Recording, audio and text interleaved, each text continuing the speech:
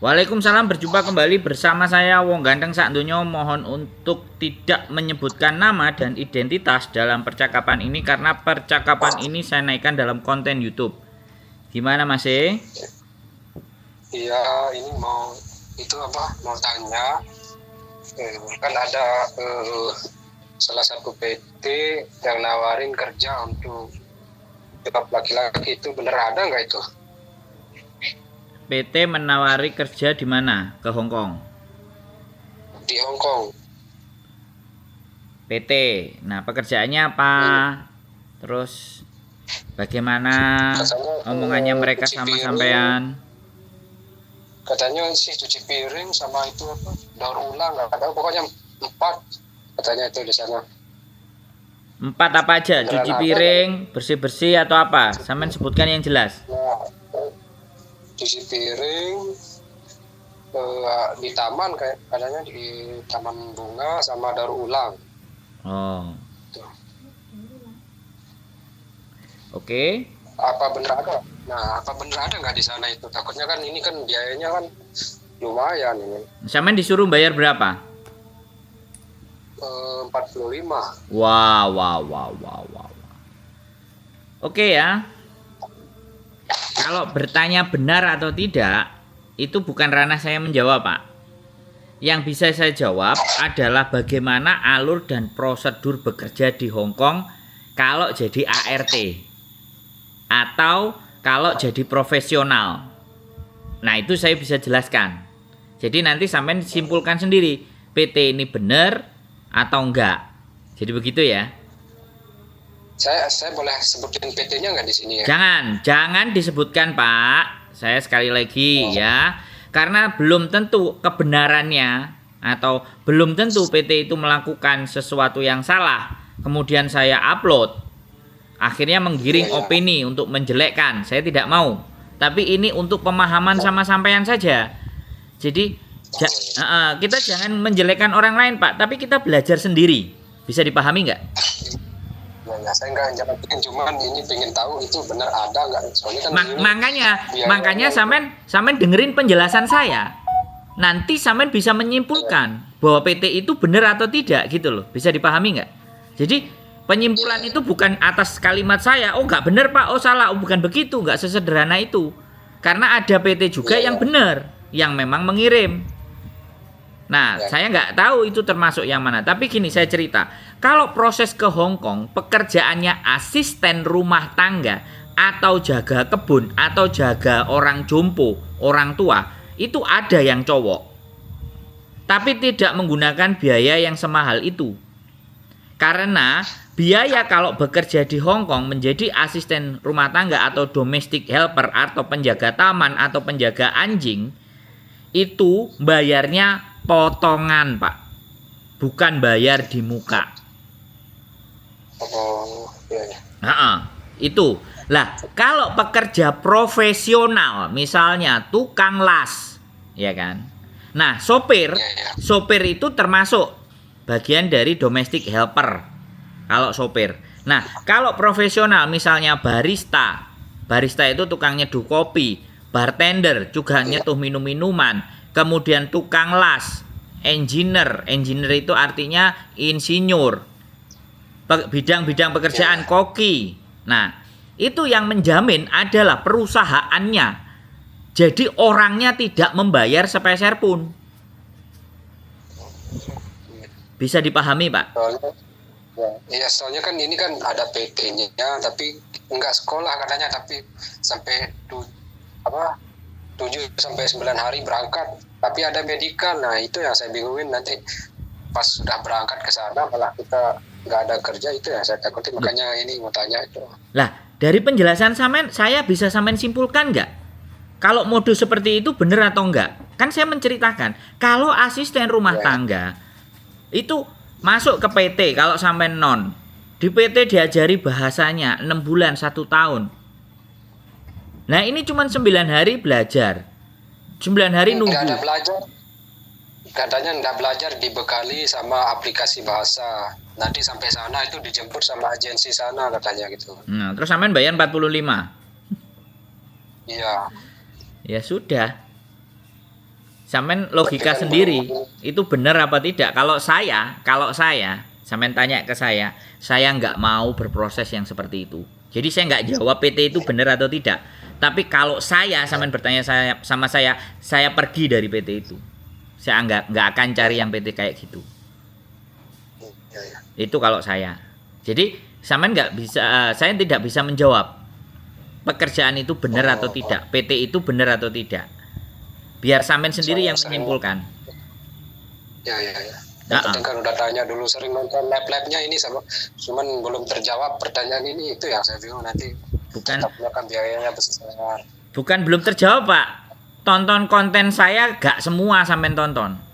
Ada semua konten saya.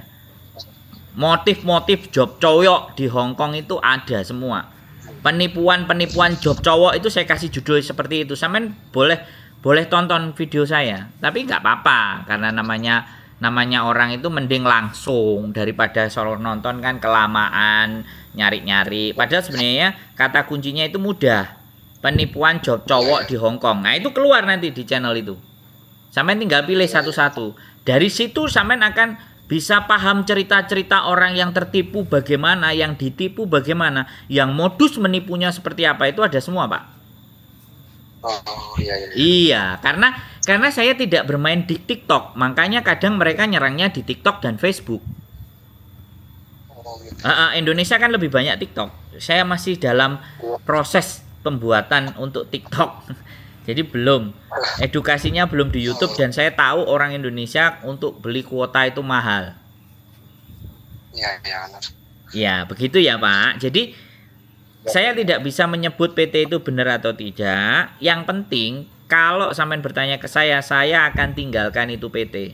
Saya tidak mau tertipu, uang saya 45 juta. Kalau toh pun mau bawa 45 juta, mending saya kantongi sendiri, saya berangkat sendiri, Pak. Kemana negara tujuan saya, Pak?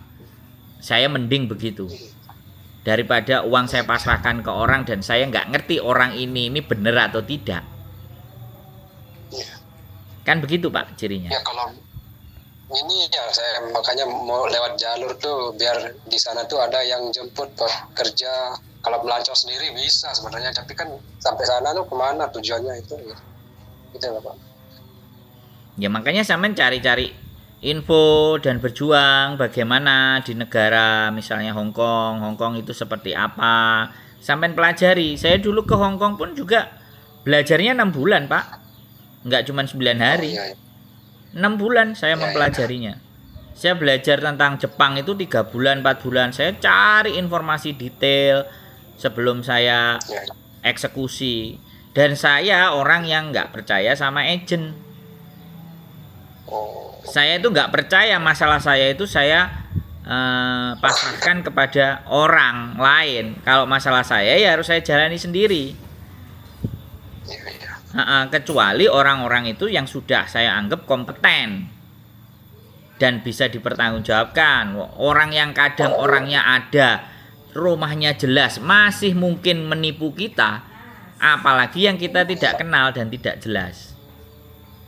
Makanya dia bilangnya gitu, udah datang ke rumah ini nanti di sini biar tahu. Dia mau bikin perjanjian pun pakai surat.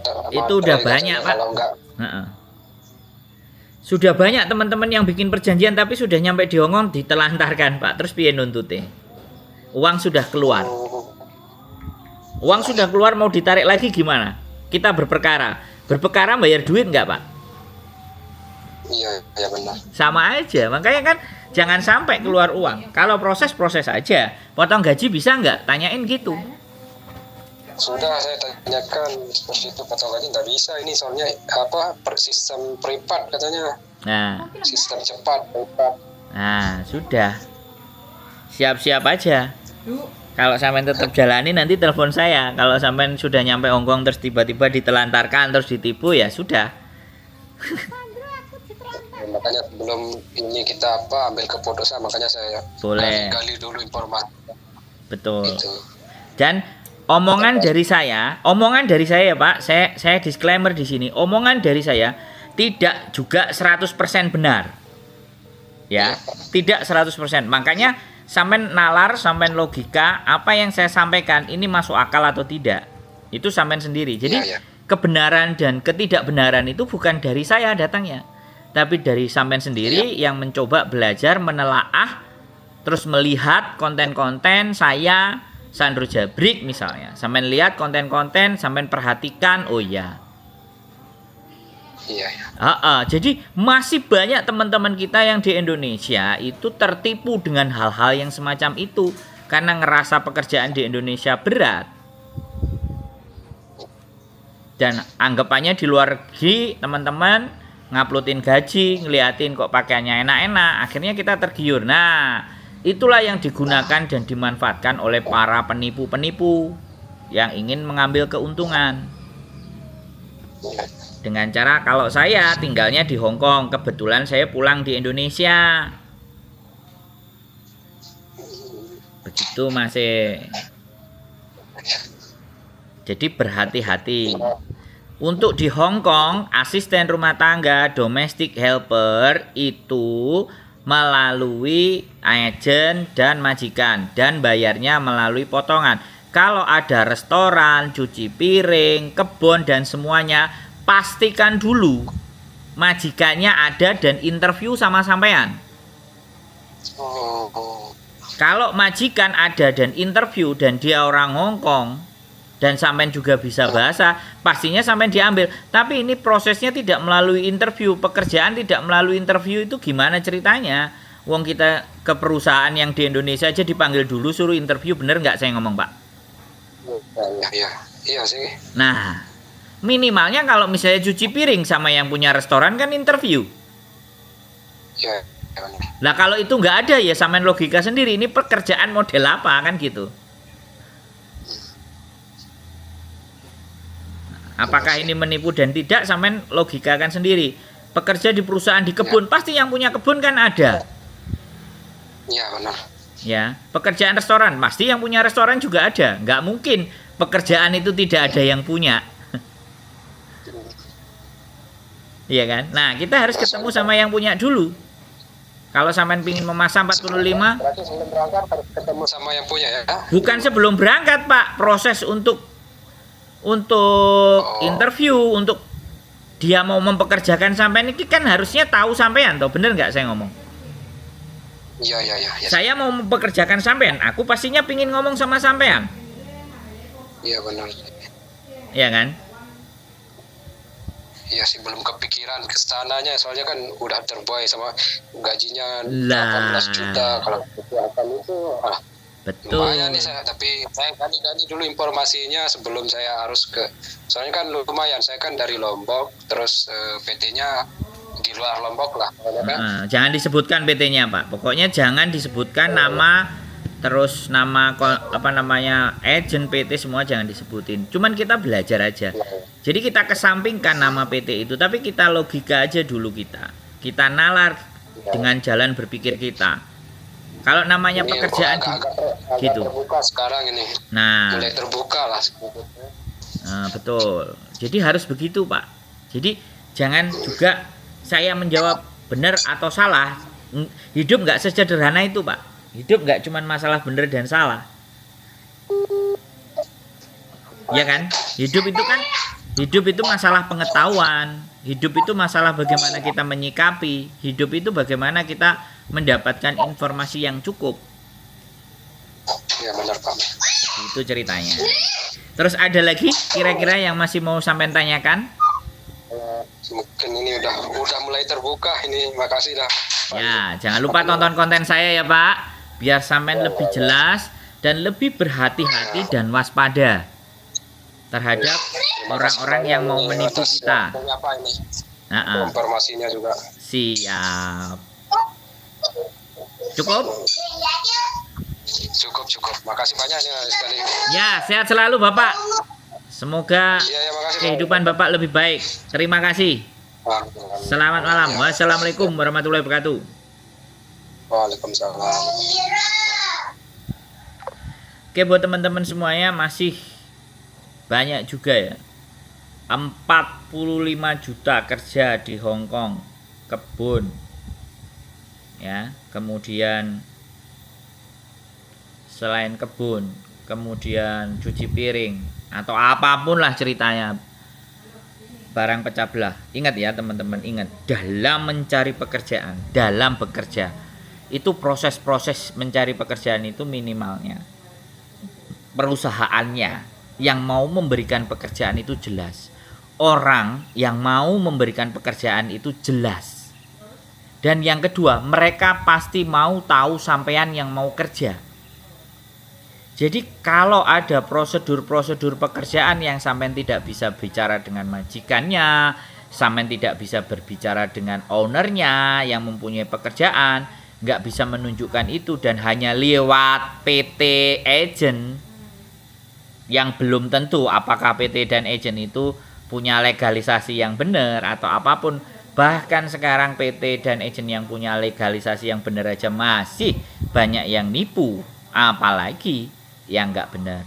Nah itu tadi, makanya senang saya kalau dijadikan tempat untuk bercross check, untuk melihat situasi dan keadaan. Karena hari-hari gini tuh banyak sekali mode-mode dan modus-modus cara menipu,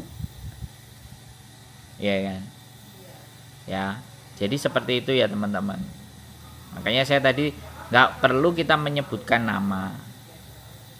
Kalau sudah benar-benar tertipu, kemudian benar-benar berkasus di kantor polisi, sudah ada pelaporan, baru kita sebut namanya, nggak ada masalah. Karena pelaporan nama tersebut itu sudah masuk ke kantor polisi. Kalau sudah masuk ke kantor polisi ya nggak apa-apa, baru kita ungkap. Tapi kalau belum terjadi penipuan, nah saya yang kena. Bisa dipahami kan? Jadi seperti itu ya teman-teman semuanya. Sekali lagi, terus berpikir, terus berjuang, terus semangat, gunakan akal, logika dan nalar agar hidup kita jauh lebih baik dan tidak banyak mengalami masalah. Keep stay tune my YouTube channel and see you next video. Bye bye.